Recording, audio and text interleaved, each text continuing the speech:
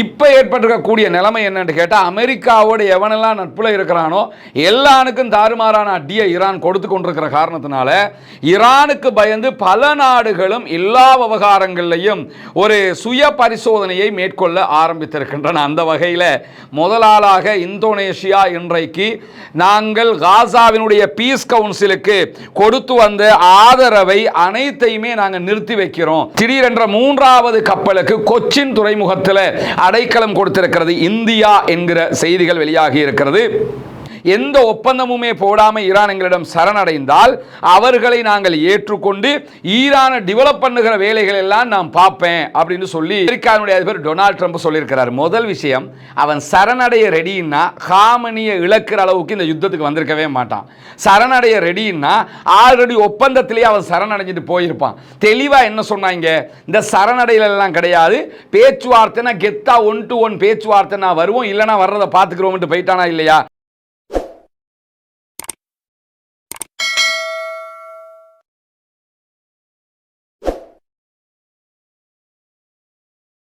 அன்பிற்கினிய சகோதர சகோதரிகளை, நம் அனைவர் மீதும் ஏக இறைவனுடைய அமைதியும் கருணையும் உண்டாகட்டுமாக என்கிற உயரிய பிரார்த்தனைகளோடு பாலஸ்தீனத்தின் மீது 2 ஆண்டுகளுக்கு மேலாக ஒரு பாரிய யுத்தத்தை நடத்திய இஸ்ரேலிய ஆக்கிரமிப்பு அரசும் இராணுவமும் 2 ஆண்டுகள் யுத்தம் நடந்ததற்கு பிறகு அந்த யுத்தத்தை யுத்த நிறுத்தமாக அமெரிக்காவினுடைய தலையீடு காரணமாக மாற்றி இருந்தன. யுத்த நிறுத்தம் ஏற்பட்டு இன்றோடு 147வது நாட்களை நாம் கடந்து கொண்டிருக்கக்கூடிய சூழல்ல 7வது நாளாக ஈரான் அமெரிக்க இஸ்ரேலிய யுத்தம் ஒரு பாரிய மத்திய கிழக்கு பேரழிவை உண்டாக்கக்கூடிய யுத்தமாக மாறிக்கொண்டிருக்கிறது. இந்த சூழல்ல என்னவெல்லாம் நடக்கிறது மத்திய கிழக்கு என்ற செய்திகளை தான் இன்றைக்கும் இந்த வீடியோவில் பார்க்க இருக்கிறோம். தொடர்ந்து நம்முடைய ரஸ்மின் எம்ஐஎஸ்சி நியூஸ் மற்றும் ரஸ்மின் டாக்ஸ் ஆகிய 2 சேனல்களையும் சப்ஸ்கிரைப் செய்யாத சகோதரர்கள் சப்ஸ்கிரைப் செய்து இணைந்து கொள்ளுங்கள். நம்முடைய டெலிகிராம் வாட்ஸ்அப் சேனல்களுடைய லிங்க் கீழே கொடுக்கப்பட்டிருக்குது. அதிலே இணையாதவர்கள் இப்போதே இணைந்து கொள்ளுங்கள் என்கிற தகவல்களையும் நம்ம சொல்லிக் கொள்கிறோம். எதுக்குன்னு கேட்டால், தொடர்ந்து இது தொடர்பான அப்டேட்டுகள் நம்ம ஒவ்வொரு நாளும் நிறைய அப்டேட்டுகளை தர்ற காரணத்தினால இந்த சேனல்கள் ஊடாக நீங்கள் அந்த தகவல்களை உடனுக்குடன் பெற்றுக்கொள்ள முடியும். இப்படியான சூழல்ல நமக்கெல்லாம் தெரியும், காசாவுக்கு ஒரு பீஸ் கவுன்சிலை அமெரிக்கா உருவாக்கி இருந்தாங்க. அந்த பீஸ் கவுன்சிலில் எல்லா நாடுகளும் சேருங்க என்று சொல்லி இருந்தாங்க. சேர்ற ஒவ்வொரு நாட்டுக்கும் ஒரு 1 பில்லியன் நீங்க எங்களுக்கு கட்டணம் என்று சொல்லி இருந்தாங்க. இதெல்லாம் எதுக்குன்னு கேட்டால், ஐநா சபையை டம்மியாக்கி அமெரிக்காவினுடைய இந்த கவுன்சிலை பெரிய ஆளாக்குறதுக்காக செஞ்ச வேலை. இப்போ ஏற்பட்டிருக்கக்கூடிய நிலைமை என்னன்னு கேட்டால், அமெரிக்காவோடு எவனெல்லாம் நட்புல இருக்கிறானோ எல்லாருக்கும் தாறுமாறான அடியை ஈரான் கொடுத்து கொண்டிருக்கிற காரணத்தினால ஈரானுக்கு பயந்து பல நாடுகளும் எல்லா விவகாரங்களையும் ஒரு சுய பரிசோதனையை மேற்கொள்ள ஆரம்பித்திருக்கின்றன. அந்த வகையில் முதலாளாக இந்தோனேஷியா இன்றைக்கு நாங்கள் காசாவினுடைய பீஸ் கவுன்சிலுக்கு கொடுத்து வந்த ஆதரவை அனைத்தையுமே நாங்கள் நிறுத்தி வைக்கிறோம். காரணம் என்னன்னா, மத்திய கிழக்கில் கடுமையான பதட்டங்கள் அதிகரித்து வருகிறது. எனவே இந்த பீஸ் கவுன்சிலுக்கு எங்களுடைய ஆதரவு நாங்கள் நிறுத்தி வைக்கிறோம் என்று அறிவிச்சிட்டாங்க. நிறுத்தி வைக்கலன்னா அங்கிருந்து மிசைல் வந்து விழுமுங்கிறது தெரியும். அதனால் அமெரிக்காவுடைய பீஸ் கவுன்சில் தொடர்பான எல்லா விஷயங்களையும் நிறுத்தி வைக்கிறோம் என்று இந்தோனேஷியா பின்வாங்கி இருக்கிறது. இது இந்த யுத்தத்தில் ஈரான் எவ்வளவு வேகம் எடுத்து தாக்குதல்களை நடத்துகிறது, அமெரிக்காவுக்கு எதிரான ஈரானுடைய தாக்குதல்கள் எவ்வளவு பயங்கரமானதாக இருக்கிறது என்பதையெல்லாம் காட்டுகிற ஒரு முக்கியமான செய்தியாக இருக்கிறது. ஏன்னா ஈரான் கீழே விழுந்திருந்தா இந்த மாதிரி நிகழ்வுகள் எல்லாம் ஏற்படாது என்பதை புரிந்து கொள்ளுங்கள். இதே நேரத்தில் நமக்கு தெரியும், இலங்கையினுடைய கடல் எல்லைக்கு அப்பால் இந்திய பெருங்கடல்ல ஈரானுடைய 2 கப்பல்கள் வந்த நேரத்தில், அமெரிக்காவுடைய தாக்குதலுக்கு உள்ளாகி இருந்த நேரத்தில் அந்த 2 கப்பல்களையும் இலங்கை பொறுப்பெடுத்திருக்கிறது. ஒரு கப்பல் தென் மாகாணத்திற்கு கொண்டு செல்லப்பட்டிருக்கிறது. அங்கிருந்து ஜனாசாக்கள் மீட்கப்பட்டிருக்கின்றன. 80க்கும் மேற்பட்ட ஜனாசாக்களை இலங்கை தற்போது வைத்துக் கொண்டிருக்கு. அதை ஈரான் கேட்டிருக்கிறாங்க, ஈரானுக்கு அனுப்புவாங்க பிற்பட்ட நாட்களில் இலங்கை சார்பாக. அதே நேரத்தில் 30க்கும் மேற்பட்டவர்கள் கராப்பிட்டிய வைத்தியசாலையில் சிகிச்சை பெற்று வருகிற நேரம் நேற்று இரவு ஆகிற போது இலங்கையினுடைய அதிபருடைய விசேட உத்தரவின் பேரில் அடுத்த கப்பலும் இலங்கைக்குள் கொண்டு வரப்பட்டது. கப்பல் கொழும்பு துறைமுகத்தில் இருந்து ட்ரிங்கோமலை துறைமுகத்திற்கு எடுத்துச் செல்லப்பட்டிருக்கிறது. கப்பலில் இருந்தவர்கள் கொழும்பிலே அடைக்கலம் கொடுக்கப்பட்டிருக்கிறார்கள். இப்படியான சூழல்ல தான் தான். இன்னும் ஒரு மூன்றாவது கப்பல், இந்த 3 கப்பலுமே இந்தியாவுக்கு ராணுவ பயிற்சிக்காக போனவங்க. இந்தியா மேல பலத்த விமர்சனங்கள் சர்வதேச மட்டத்திலே எழும்பிய நிலையில் திடீரென்ற 3வது கப்பலுக்கு கொச்சின் துறைமுகத்தில் அடைக்கலம் கொடுத்திருக்கிறது இந்தியா என்கிற செய்திகள் வெளியாகி இருக்கிறது. கொச்சின் துறைமுகத்தில் இந்த பிரச்சனை முடிகிற வரைக்கும் 183 பணியாளர்களோடு அந்த கப்பலில் இருந்தவர்கள் அடைக்கலம் பெற முடியும் என்கிற அறிவிப்பை இந்தியா விடுத்திருக்கிறது. இதுவும் ஒரு இந்த சந்தர்ப்பத்தில் அந்த கப்பலுக்கு கிடைத்த ஒரு நிம்மதியான வாய்ப்பாக கருதப்படுவதை நம்ம புரிந்து கொள்ள முடிகிறது. அதே நேரத்தில் இன்றைக்கு அமெரிக்க அதிபர் டொனால்ட் ட்ரம்ப் மீண்டும் ஒரு எப்படி சொல்றேன்னு தான் நான் யோசிக்கிறேன். அந்த பேசியிருக்கிறத, ஏன்னா இந்த அமெரிக்காவினுடைய அதிபரா இல்லை இந்த சார்லி சாப்ளின் மாதிரி பீன் மாதிரி ஆயிட்டாராங்கிற கேள்விகள் எல்லாம் இருக்குது. ஏன்னா வாய்க்கு வந்தது எல்லாமே பேசிக்கிட்டு இருக்காங்க. இலங்கையினுடைய அதிபராக கோட்டாபே ராஜபக்ஷ இருக்கிற காலத்தில் அந்த என்ன சொன்னா, கெசட் என்றாலே நான் வாயால சொன்னாலே கெசட் என்றார், அரசாணை, நான் பேசுறதெல்லாம் அரசாணை என்று சொன்னார்.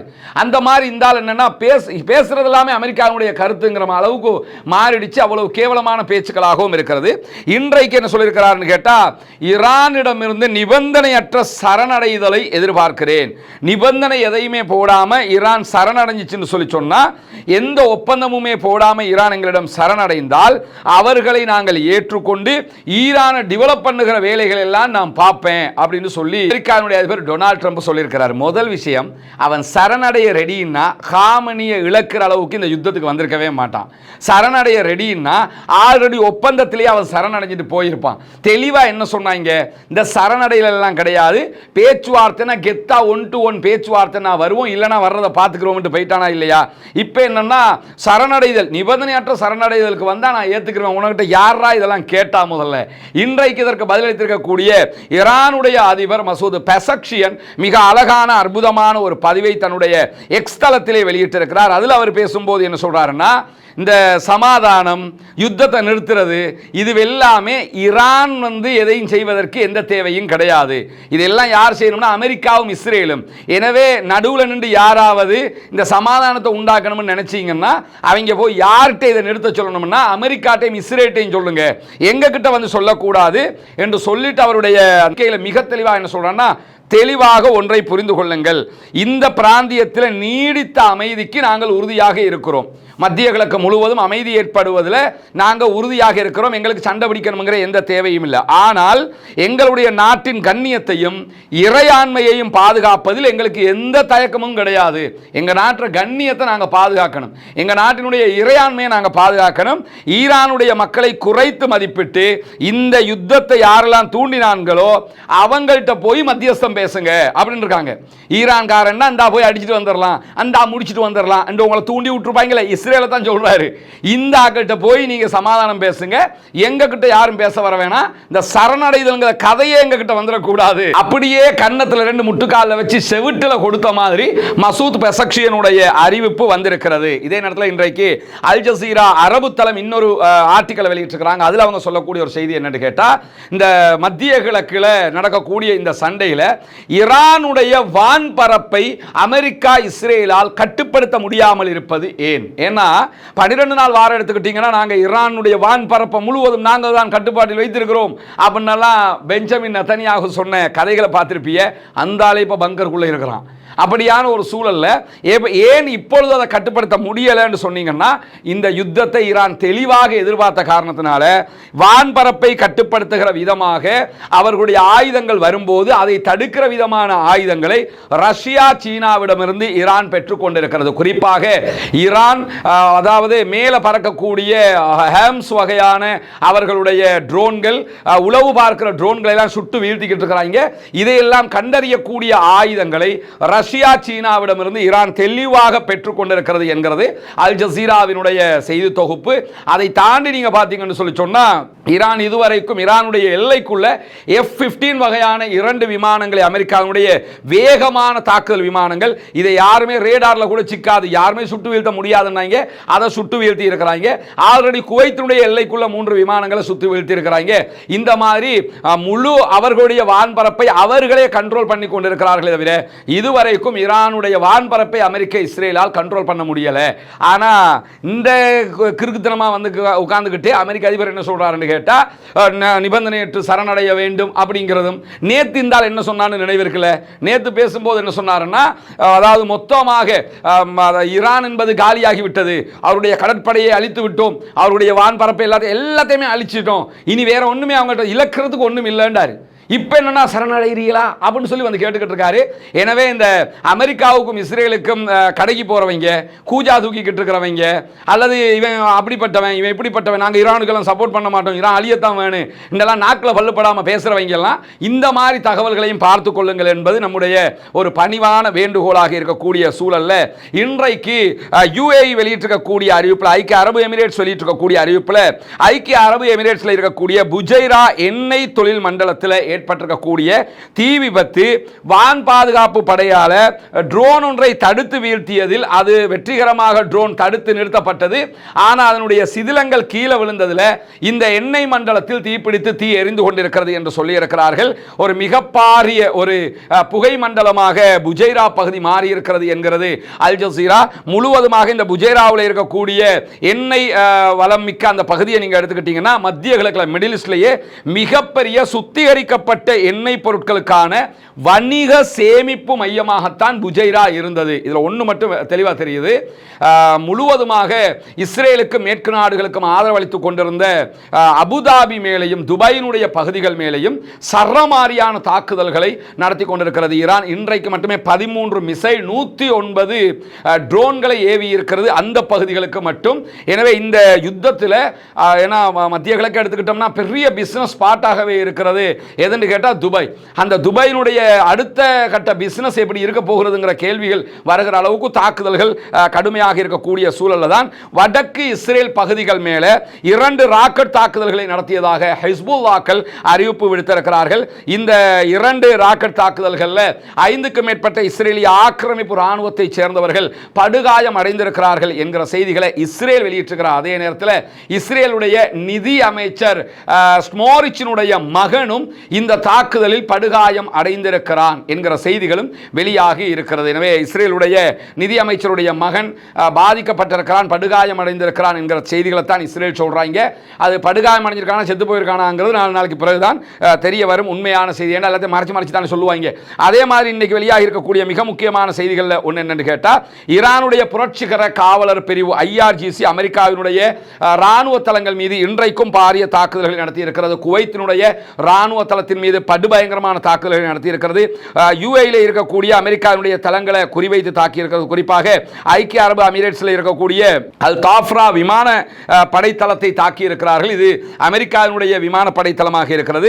அதே போன்று குவைத்தில் இருக்கக்கூடிய அல் ஷாலம் விமானப்படை தளத்தின் மீது தாக்குதல்களை நடத்தி இருக்கிறார்கள். இந்த முக்கியமான தாக்குதல்களை இன்றைக்கு நடத்தி இருக்கிறார். அதே நேரத்தில் லெபனான் எல்லைக்கு அருகிலே நடந்த தாக்குதல்களில் மேலதிகமாக 8 இஸ்ரேலிய ராணுவத்தை சேர்ந்தவர்கள் படுகாயம் அடைந்திருக்கிறார்கள் என்பதும் இஸ்ரேலுடைய கிவாதி படைப்பிரிவை சேர்ந்தவர்கள் தான் இவர்கள் என்கிற செய்திகளும் இன்றைக்கு வெளியாக இருக்கு. இந்த இஸ்ரேலில் அடி வாங்குற கேசுகள், இந்த ஓரமாக வாங்குற அடிகள் எல்லாமே ஹிஸ்புல்லாக்களுடைய தாக்குதலாக இருக்கிறது. உள்ளுக்குள்ள வாங்குற அடி எல்லாமே ஈரானுடைய தாக்குதலாக இருக்கிறது என்பதையும் புரிந்து கொள்ளுகிற அதே நேரத்தில் ஈராக்கினுடைய குர்திஸ்தான் பகுதிகளில் இருக்கக்கூடிய குர்து எதிர்ப்பு குழுக்கள் மீது ஈரான் ஏவுகணை தாக்குதல்களை நடத்துகிறது. இன்றைக்கு ஈரான் மிக தெளிவாக ஈராக்கினுடைய பிரதமருக்கு ஒரு செய்தியை சொல்லியிருக்கிறாங்க. குர்து பகுதிகளில் இருக்கிறவங்க எங்க நாட்டுக்குள்ள நுழையிறதுக்கு ட்ரை பண்ணினாங்கன்னு சொன்னா கண்டிப்பாக தாக்குதல் தொடரும் என்று இருக்கிறாங்க. இப்பவே அடிச்சிருக்கிறாங்க, மேலதிகமாக தொடரும் என்று சொல்லியிருக்கிறாங்க.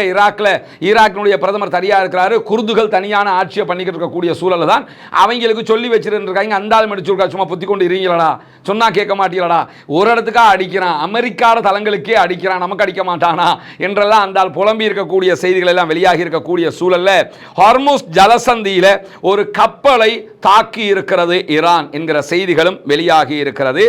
குறிப்பாக ட்ரோன் தாக்குதலால் தான் இந்த கப்பல் தீப்பிடித்து எரிந்து கொண்டிருக்கிறது என்கிற காட்சிகளை பிரஸ் டிவி ஈரானுடைய தொலைக்காட்சி ஒளிபரப்பி கொண்டிருக்கிறது.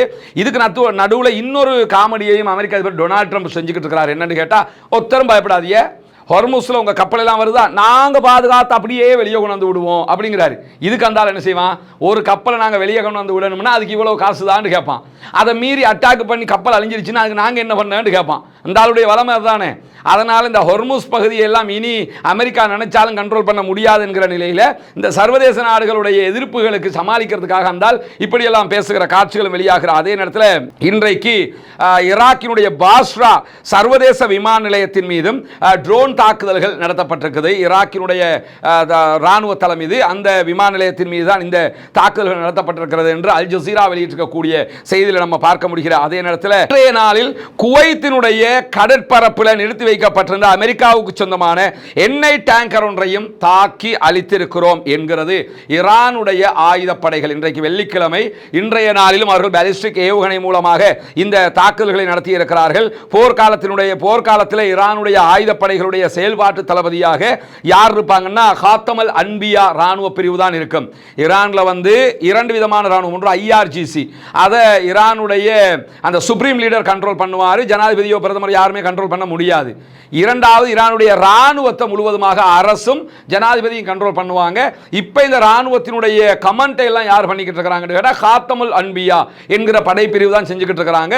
போர்க்காலத்தில் அவங்க தான் சார்ஜ் எடுப்பாங்க, பொறுப்பெடுப்பாங்க என்பதையும் ஈரான் இன்றைக்கு சொல்லி இருக்கிறது. கப்பல் தீப்பிடித்து எரிந்து கொண்டிருக்கிறது என்று ஈரானுடைய அரசு வானொலி வெளியிட்டிருக்கக்கூடிய தகவல்களில் சொல்லி இருக்கிறார்கள். எனவே குவைத்து பகுதிகளில் நிறுத்தி வைக்கப்பட்டிருந்த அமெரிக்காவுடைய எண்ணெய் டேங்கருக்கும் அடிச்சிருக்கிறாங்க.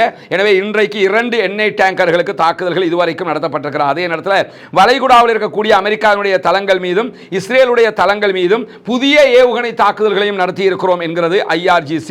இன்றைக்கு IRGC வெளியிட்டிருக்கக்கூடிய அறிவிப்பில் பென் குரியன் விமான நிலையம், இது இஸ்ரேலுடைய மிக பிரம்மாண்டமான விமான நிலையம், அந்த விமான நிலையம் பற்றி எரிகிறது ஒரு பகுதி என்கிற செய்திகள் வெளியாகி கொண்டிருக்கிறது. அதன் மீதும் உச்சமான தாக்குதல்கள் நடத்தப்பட்டிருக்கிறது. ஹைஃபா போர்ட் மேலே தாக்குதல்களை நடத்தி இருக்கிறார்கள். டெல் அவீவ் மேலேயும் தாக்குதல்கள் நடத்தி இருக்கிறார்கள். ஈரான் மேலே எவ்வளவு படுபயங்கரமான தாக்குதலை இஸ்ரேல் நடத்துறானோ அதுக்கு ஈக்குவலாகவே இஸ்ரேல் மேலேயும் படுபயங்கரமான தாக்குதல்களை ஈரான் நடத்தி கொண்டிருக்கிறது. ஆனால் இஸ்ரேல் முடிஞ்ச வரைக்கும் அந்த செய்திகளை வெளியே விடாமலும் தடுப்பதற்கு முயற்சி செய்கிறார்கள். அதை மீறி செய்திகள் வரக்கூடிய காட்சிகளை நீங்க பார்க்க முடியும். இஸ்ரேலை தீ வச்சு எரிச்சுக்கிட்டு இருக்கிறாங்கிறதையும் புரிஞ்சுக்கிறீங்க. இப்படியான சூழல்ல தான் இன்றைக்கு இஸ்ரேல் வெளியிட்டிருக்கக்கூடிய அறிவிப்பில் ஆயத்துல்லா அலி ஹாமனிக்காக கட்டப்பட்டிருந்த பதுங்கு குழியை நாங்கள் இன்றைக்கு தாக்கி இருக்கிறோம் என்கிற செய்திகளை சொல்லி இருக்கிறார். ஆயத்துல்லா அலி ஹாமனி தாக்கப்படுகிற போது அவர் வாசஸ்தலத்தில் தான் இருந்தார், பதுங்கு குழியில இருக்கல. இன்றைக்கு பதுங்கு குழியை தாக்கி இருப்பதாக சொல்கிறார்கள். அந்த அறிக்கையில் அவங்க என்ன சொல்றாங்கன்னு கேட்டா, ஈரானுடைய நகரங்கள் முழுவதையும் இணைக்கக்கூடிய விதமாக இந்த பதுங்கு குழிகள் இருக்கிறது. எனவே நாங்க அடிச்சது ஒரு இடத்துக்கு தாங்கிறாங்க. அதாவது என்னன்னா, நாங்க அடிச்சிட்டோம்ங்கிறத சொல்ல வந்தவங்க எங்களால் முடியலடாங்கிறத சொல்லிட்டு போயிருக்கிறாங்க. ஒரு இடத்துக்கு தான் அடிச்சிருக்கிறாங்க. அது சுற்றி வளைச்சு எல்லா இடத்தையும் இணைக்கிற விதமாகவும் ஈரானுடைய முக்கியமான தளபதிகள், தலைவர்கள் மீட்டிங்களை நடத்துகிற விதமாக கீழே பங்கர் சிஸ்டத்தில் முழுவதுமாக எல்லாமே இணைக்கப்பட்டிருக்கிறது என்கிற செய்திகளையும் இன்றைக்கு நம்ம இஸ்ரேல் வெளியிட்டிருக்கக்கூடிய அறிவிப்பிலேயே பார்க்க முடியும். இப்படி ஈரான் வந்து ஒரு சிஸ்டமேட்டிக்காகவே இந்த யுத்தத்துக்குள்ள வந்திருக்கிறத நம்ம பார்க்க முடிகிற அதே நேரத்தில் இன்றைய தினம் சற்று நேரத்துக்கு முன்பதாக வெளிவந்திருக்கக்கூடிய ஒரு செய்தி என்னன்னு கேட்டா, ஈரானுடைய IRGC வெளியிட்டிருக்கக்கூடிய அறிவிப்புல குவைத்தில் பஹ்ரைன்ல இருந்த அமேசானுடைய டேட்டா சென்டர் மேலையும் அட்டாக் பண்ணி இருக்கிறாங்க. பஹ்ரைன்ல அமேசான் வந்து அவங்களுடைய டேட்டா சென்டரை, தரவு மையத்தை அமைச்சிருக்கிறாங்க. அந்த டேட்டா சென்டர் மேல அட்டாக் பண்ணி இருக்கக்கூடிய IRGC என்ன சொல்றாங்கன்னு கேட்டா, எங்கள் மேல தாக்குதல் நடத்துவதற்கான தரவுகள் அமேசான் மூலமாக பெறப்படுகிறது என்கிற சந்தேகம் இருக்கிறதுனால தான் அமேசானுக்கும் அட்டாக் பண்ணியிருக்கிறோம்ங்கிறாங்க. இதெல்லாம் என்ன ஆகும் கேட்டா, இந்த பெரிய கம்பெனிகள் எல்லாம் அரபு நாடுகளில் வந்து இன்வெஸ்ட் பண்ணினானா இல்லையா, இந்த இன்வெஸ்ட்மெண்ட்டுகள் எல்லாம் ஒன்று ரிட்டர்ன் எடுத்துட்டு போயிடுவோம், அல்லது புதிய இன்வெஸ்ட்மெண்ட் கொண்டு வர முடியாத அளவுக்கு பாதுகாப்பு இல்லாத நிலை என்பதை புரிகிற ஒரு நிலையாக மாறிவிடும். ஏன்னா உலகத்திலேயே காசு கொடுத்து அடி வாங்குற ஒரே ஆட்கள் இந்த அரபு நாட்டுக்காரன் மட்டும்தான். ஏன்னா அமெரிக்கா, நீங்க வாங்க உங்களுக்கு பேஸ் போட்டுக்கிறங்க, நீங்க ராணுவத்தெல்லாம் குவிச்சுக்கிறங்க, எங்களை பாதுகாத்துக்கிறங்க, நாங்கள் காசு வந்துக்கிறோம்டாங்க. இப்போ பாதுகாத்தானா? ஈரான்காரன் அடிக்கிறதையே தாக்கு பிடிக்க முடியலைன்னா இப்போ என்னத்துக்கு இந்த மாதிரி ஒரு சிஸ்டம்? இது ஈரான் அவ்வளவு அடி அடிக்கிறான், அமெரிக்காவால் காப்பாற்ற முடியல, அமெரிக்காவால் தடுக்க முடியலன்னு சொன்னா, அமெரிக்காவுக்கு அமெரிக்காவை காப்பாற்றிக் கொள்ள முடியல, தடுக்க முடியல, அப்ப இவங்களை தான் தடுப்பாங்களா, பாதுகாப்பாங்களா? இதெல்லாம் பார்த்தீங்கன்னா அவங்க கிச்சன், அவங்களுடைய கிச்சனில் தான் நம்ம நிற்கிறோம். இது யானை வரக்கூடிய ஒரு பகுதி. அது மட்டும் இல்லாமல் பெண்கள் இந்த வீடுகளில் இரவு நேரத்திலையும் பகல் நேரத்திலையும் இந்த கதவுகள் எல்லாம் எடுக்கிறதுக்கு முடியலை, அந்த அளவுக்கு இருக்கக்கூடிய ஒரு தெரிச்ச நிலையில், அழிஞ்ச நிலையில் இருக்குது. புனிதமிக்க ரமலானுடைய மாதத்தில் இலங்கையினுடைய பொத்துவில் பகுதிகளில் இருக்கக்கூடிய சர்வோதயபுரம் ஹிஜ்ரத் நகர் என்கிற பகுதிகளில் வீட்டு திட்டம் ஒன்றை நடைமுறைப்படுத்துவதற்கான ஒரு முயற்சியை நீங்கள் அறிஞ்சிருப்பீங்க. புனிதமிக்க இஸ்லாமிய மார்க்கத்தை ஏற்றுக்கொண்டிருக்கக்கூடிய சகோதரர்கள் அவங்க படுகிற கஷ்டங்கள் இங்கே நம்ம பார்த்தோம்னா வாழ்வதற்கான ஒரு சூழலே இங்கே கிடையாது என்பதுதான் யதார்த்தமான உண்மையாக இருக்கிறது. ஏன்னா ஆரி காலம் ஏதோ ஒரு வகையில் அவங்களுக்கு தண்ணீர் கிடைச்சிருது, குளங்கள்லாம் அங்கே எடுத்துடுறாங்க. இதே கோடை காலம்னு வந்து இப்போ நம்ம வந்திருக்கிறது கோடை காலம், கடுமையான வெயில், பாலைவனத்துக்கு நிகரான வெயில் அடிக்கக்கூடிய ஒரு காலகட்டம் இது. இந்த காலகட்டங்களில் வாரத்தில் ஒரு முறை தான் தண்ணீர் வரும் அவங்களுக்கு. அதுல இருந்து அவங்க தண்ணி எடுத்து ஒரு வாரத்துக்கான தண்ணி அவங்க குடிக்கிறதுக்கு எடுத்துக்கிறணும். மற்ற தேவைகளுக்கு வெளியிலிருந்து அவங்க தனியாக எடுத்துக்கிற வேண்டி இருக்கிறது. ஒரு 110 குடும்பங்கள் இருக்கிறாங்க. இருக்கக்கூடிய வீடுகள், இந்த வீடுகள் எதுவும் அவங்களுக்கு சொந்தமானது கிடையாது, வேறு ஆட்களுக்கு சொந்தமான வீடுகள் எடுத்து அவங்க கொஞ்சம் திருத்த பணிகளை செஞ்சு இருந்துகிட்டு இருக்கிறாங்க. இது கிச்சன் தனி, ஹால் தனிங்கிற எந்த ஒரு வேறுபாடும் இந்த வீடுகளுக்கு கிடையாது. ரொம்ப ஒரு அடிமட்டத்தில் இருக்கக்கூடிய சகோதரர்கள். எனவே இந்த ரமலானுடைய மாதத்தில் அவங்களுக்கான உதவிகளை செய்வதின் ஊடாக, ஜக்காத்து தான தர்மங்களை கொடுப்பதின் ஊடாக நம்ம ஒரு இந்த வீட்டு திட்டத்தை சக்ஸஸ்ஃபுல்லாக நடத்த முடியும். அப்படி நடத்துகிற நேரத்தில் கண்டிப்பாக அவர்கள் நிம்மதியாக வாழ்வதற்கான வாய்ப்பு அவர்களுக்கு கிடைக்கும் இன்ஷா அல்லாஹ். நபிகள் நாயகம் ஸல்லல்லாஹு அலைஹி வஸல்லம் அவர்கள் புனிதமிக்க ரமலானுடைய மாதத்திலே நிறைய தான தர்மங்களுக்கு நமக்கு வழிகாட்டி இருக்கிறார்கள். இஸ்லாம் நமக்கு 8 வகையாக பிரித்து ஜக்காத்தை 8 கூட்டத்துக்கு கொடுங்க என்கிற வாய்ப்பை தந்திருக்கு. எந்த பகுதிகளிலையும் ஏதாவது அந்த கூட்டத்தில் ஒரு சாரார் இருப்பாங்க. அதுலேயும் நமக்கு கிடைத்திருக்கக்கூடிய ஒரு வாய்ப்பு என்னென்னு கேட்டால், முஅல்லஃபத்துல் குலூப், உள்ளங்கள் ஈர்க்கப்படுகிற இந்த இஸ்லாத்தை நோக்கி வருகிற சகோதரர்களுக்கான ஒரு வாய்ப்பாக இது அமைந்திருக்கிறது. இந்த பகுதிகளுக்கு வந்து நேரடியாக இந்த ப்ராஜெக்ட்டுக்கு உதவணும் என்று யாராவது நினச்சிங்கன்னு சொன்னால் அவங்களையும் அழைத்து கொண்டு வருவதற்கு நம்ம தயாராக இருக்கிறோம். வந்து நீங்கள் பார்க்க முடியும் என்ன நிலைமையில் இந்த ஏரியா இருக்குதுன்னு சொல்லி உதவி செய்யக்கூடிய சகோதரர் முன்னால் தெரிகிற நம்முடைய தொலைபேசி மற்றும் வாட்ஸ்அப் இலக்கத்துக்கு தொடர்பு கொள்ள முடியும். அதே போன்று நம்முடைய அக்கௌண்ட் நம்பரும் உங்களுக்கு முன்னால் காட்சிப்படுத்தப்படுகிறது. ஜக்காத்து நிதிகளை இன்றே அந்த மக்களுக்காக ஒதுக்குவதற்கான ஒரு முயற்சியை மேற்கொள்ளுங்கள். கணவர் என்னமா பண்ணுறாரு? கூலி வேலை செய்கிறாங்களா? நீங்கள் வீட்டில் இருக்கிறீங்க? பிள்ளைகள் எத்தனை? 2 பேர். அப்போ என்ன வாழ்வாதாரத்துக்கு வேறு என்ன பண்ணுவீங்க? தண்ணி மிஷினில் கொண்டு வந்து தாரு, ஒரு கிழமைக்கு ஒரு தரம் வரும். சரி, அதுதான் யூஸ் பண்ணணும். எவ்வளோ தருவாங்க? ஒரு குடும்பத்துக்கு 3 பூலி 4 பூலி. நாங்கள் குளிக்கிறதுக்கெல்லாம் காட்டு பகுதியில் ஒரு கிணறு இருக்கு, அந்த கிணத்துக்கு போகிறோம் குளிக்கிறது. அது இங்கேருந்து எவ்வளோ தூரம் இருக்கும்? எவ்வளோ தூரம் இருக்குன்னு தலைவர்? 1 கிலோமீட்டர் இருக்கும். அங்கே போய் தண்ணி எடுத்துகிட்டு வரணும். குளிச்சுட்டு வருவாங்க. இனி தண்ணிகள் தட்டுப்பாடுங்களுக்கு குடிப்பானைக்கு அவங்க சார தண்ணி காணும். அம்மா உங்கள் வீட்டை கொஞ்சம் பார்க்கலாமா? நான் வரவா உள்ள? ஓ, இதெல்லாம் எங்களோட வசதிக்கு ஏற்ற மாதிரி கூலி தொழில் செஞ்சு இந்த கை மரங்களை வாங்கி போட்டிருக்கிறோம் நாங்கள். ஓ, நீங்கள் எப்போ அவங்க வீட்டை கேட்குறாங்களோ அப்போ கொடுத்துட்டு போயிடணும். ஓ, அது வாங்க.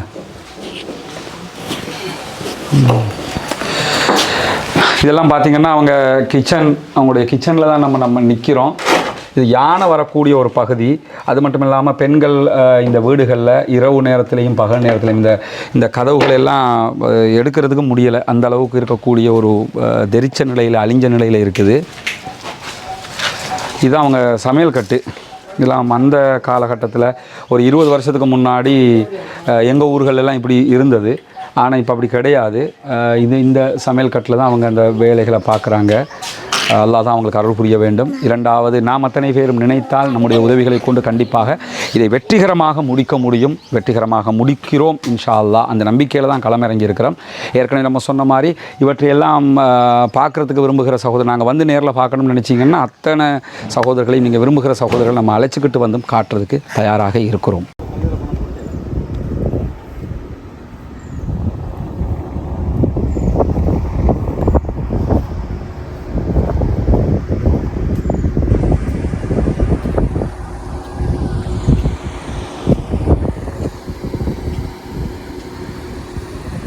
புனிதமிக்க ரமலானுடைய மாதத்தில் தற்போது நம்ம இஸ்லாத்தை ஏற்றுக்கொண்ட சகோதரர்களுக்கான 14 வீடுகள் கட்டுகிற பணியில் 5 வீடுகளை கட்டியிருக்கிறோம்ங்கிறது உங்களுக்கு தெரியும். கட்டி அவங்கள்ட்ட ஒப்படைச்சிட்டோம். மீதி 9 வீடுகளுக்கான வேலைகளை ஆரம்பிச்சிருக்கிறோம். எனவே இந்த புனிதமிக்க ரமலானுடைய மாதத்தில் இஸ்லாத்தை ஏற்றுக்கொண்ட சகோதரர்களுக்காக ஜக்காத்தில் இருந்து ஒரு போர்ஷன் நம்ம கொடுக்க முடியும். அவர்களுக்கு கடமையாக இருக்கிறது கொடுப்பது. எனவே அந்த உதவியை தாராளமாக செய்து வழங்குங்கள். இன்னும் சொல்லப்போனால் அந்த சகோதரர்களுக்கு நீங்கள் ஜக்காத்தில் இஸ்லாத்தை ஏற்றுக்கொண்டவர்களுக்குரிய பங்காகவும் அவர்களுக்கு உதவ முடியும், மிஸ்கீன்களுக்குரிய பங்காகவும் உதவ முடியும், ஃபக்கீர்களுக்குரிய பங்காகவும் அவர்களுக்கு உதவ முடியும். இந்த 3 கேட்டகரிக்குள்ளேயும் வரக்கூடிய மக்களாகத்தான் அவங்க இருக்கிறாங்க. எனவே உங்களால் முடிந்த உதவிகளை, தான தர்மங்களை இதற்காக வாரி வழங்குமாறு அன்பாக கேட்டுக்கொள்கிறேன். நம்ம ஆரம்பிச்சிருக்கக்கூடிய இந்த பணி நம்ம தான் முடிக்கணுங்கிற வகையில் உங்களால் எவ்வளவு முடியுமோ அவ்வளவு உதவிகளை இதற்காக வாரி வழங்குங்கள். எனவே தங்களுக்கு தேவையான பாதுகாப்பை தாங்களே உருவாக்கி இருக்க வேண்டும். அவங்க அப்படி உருவாக்காத காரணத்தினால ஈரான் லேசாக எல்லா பகுதிகளுக்கும் தாக்குதல் நடத்தக்கூடிய காட்சிகளை நீங்கள் பார்க்க முடியும். எனவே இந்த தாக்குதல்கள் என்பது மாறுபட்ட கோணத்தில் பயணித்துக் கொண்டிருப்பதை நீங்கள் பார்க்க முடியும். சில நேரங்களில் நேற்றைய தினம் அனடோலு நியூஸ் ஏஜென்சி வெளியிட்டிருக்கக்கூடிய ஒரு அறிவிப்பில் ஒரு முக்கியமான குறிப்பு அவங்க சொல்றாங்க. என்னன்னு கேட்டால், இந்த தாக்குதல்கள் எல்லாமே இவ்வளவு நடத்தப்படும், ஈரான் பதிலடி எல்லாம் கொடுத்து கொண்டிருக்கிறாங்க. ஈரானுக்குள்ளேயும் கடுமையான தாக்குதல் நடத்தப்படும் போது ரஷ்யாவும் சீனாவும் ஈரானுக்கு தேவையான உதவிகளை செய்து கொண்டுதான் இருக்கிறார்கள், இல்லாமல் இல்லை. ஆனால் வெளிப்படையாக அவங்க இந்த யுத்தத்தில் பங்கெடுக்காமல் இருக்கிறதுக்கான காரணம் என்னன்னு சொல்லும் போது, ஈரான் மீதான இந்த தாக்குதலில் அமெரிக்கா நேரடியாக ஈடுபட்டு அவர்களுடைய டிஃபென்சிவ் சிஸ்டங்களை இழந்து கொள்வார்கள். இப்ப நடக்குதா இல்லையா? இந்த உதய்போர்ட்ல கத்தார்ல இருந்த அவர்களுடைய மிகப்பெரிய ரேடார் சென்டர் வந்து அளிக்கப்பட்டிருக்கிறது. 1 பில்லியன் பெறுமதியான ரேடார் சிஸ்டம் அது. அதுபோன்று துபாயில் இருந்த 500 மில்லியன் பெறுமதியான ரேடார் சிஸ்டம் அளிக்கப்பட்டிருக்குது. இதெல்லாம் அழிச்சுக்கிட்டு இருக்கும்போது ஈரானுடைய ஏவுகணைகளை மிசைல்களை தடுக்கிறதுக்கு என்ன பண்ணுவான்னு கேட்டால், இந்த பக்கம் இருந்து இவங்களும் மிசைல் அனுப்பி தானே தடுக்கணும். ஈரானுடைய மிசைலுடைய செலவு மாதிரி தடுக்கிற மிசைல்கள் 10 மடங்கு செலவுகளை உண்டாக்கக்கூடியது. இந்த தடுக்கிற மிசைல்களை எல்லாம் பயன்படுத்தி ஈரானுடைய மிசைல்களை தடுக்கிறதுக்கு ட்ரை பண்ணி மிசைல் பற்றாக்குறை தற்போது அமெரிக்காவுக்கு ஏற்பட்டு கொண்டே வருகிறது. இப்படி வருகிற நேரத்தில் மிசைல் எல்லாம் இந்த பற்றாக்குறை முடிஞ்சிருச்சுன்னா 2027 சீனா தாய்வானை கைப்பற்றுவதற்கான முயற்சிகளில் இருக்கிறது. அப்படி தாய்வானுக்குள்ள சீனா கைப்பற்றுவதற்காக போகும்போது சீனாவினுடைய தாக்குதல்களை தடுப்பதற்கு அமெரிக்காவிடத்தில் இந்த டிஃபென்சிவ் சிஸ்டங்கள் எல்லாம் குறைவாக இருக்கும். ஒன்று. இரண்டாவது, இந்த யுத்தத்தில் அமெரிக்கா பின்வாங்குகிற போது அடுத்ததாக உக்ரைனை தாண்டி நேட்டோவினுடைய பல நாடுகள் மீதும் ரஷ்யா தாக்குதல்களை நடத்த வாய்ப்பு இருக்கிறது. அப்படி தாக்குதல்களை நடத்தினால் அதையும் அமெரிக்காவால் தடுக்க முடியாமல் போய்விடும். எனவே இந்த ஒரு புவியியல் அரசியல் இதற்குள் இருக்கிறது, ஜியோ பாலிடிக்ஸும் இதற்குள்ள இருக்கிறது. இதையும் புரிந்து கொள்ளுங்கள். மத்திய கிழக்கில் உடனடியாக இந்த யுத்தம் நிற்காத பட்சத்தில் மத்திய கிழக்கு நாடுகள் எல்லாம் மீண்டும் நடுரோட்டுக்கு வந்து விடுமோ என்கிற கேள்விகள் எல்லாம் இருக்கிறது. ஏன்னா இன்வெஸ்டர்ஸ் வரமாட்டாங்க, பயந்துருவாங்க, அடுத்து என்ன பண்றதுன்னு சொல்லி தெரியாத ஒரு நிலை ஏற்பட்டுவிடும், பாதுகாப்பற்ற பகுதியாக இது கருதப்பட்டுவிடும். எனவே உடனடியாக இந்த யுத்தம் நிற்பதுதான் அனைவருக்கும் தோதுவான சாதகமான நிலை. டொனால்ட் ட்ரம்புடைய பேச்சுக்களை பார்த்தா என்ன விளங்குதுன்னு கேட்டா, நாங்கள் அடிச்சிட்டோம் தோக்கடிச்சிட்டோம் போயிட்டு வாரம் போனாலும் போயிடுவோம் இருந்தாலும் அப்படியான ஒரு நிலையாத்தான் இருக்குது. பொறுத்திருந்து பார்ப்போம் என்னவெல்லாம் நடக்கிறது என்பதை. தொடர்ந்தும் இணைந்திருங்கள் நம்முடைய 2 சேனல்களோடும். தொடர்ந்தும் ஆக்கிரமிப்பாளர்களுக்கு எதிராக நம்ம ஜனநாயக ரீதியாக குரல் எழுப்புவோமாக. ஆக்கிரமிப்புகள் நிறுத்தப்பட வேண்டும், மத்திய கிழக்கில் அமைதி திரும்ப வேண்டும், மத்திய கிழக்கில் மட்டுமல்ல முழு பூவுலகிலும் அமைதி திரும்ப வேண்டும் என்று புனிதமிக்க ரமலானுடைய மாதத்திலே அல்லாஹ்விடத்தில் இருகரமேந்தி கையேந்தி பிரார்த்தனை செய்யுங்கள் சகோதர சகோதரிகளை என்கிற கோரிக்கைகளோடு தொடர்ந்தும் ஜனநாயக ரீதியாகவும் ஆக்கிரமிப்பாளர்களுக்கு எதிராக குரல் எழுப்புவோமாக. வாஹிர் தஅவானா அல்ஹம்துலில்லாஹி ரப்பில் ஆலமீன்.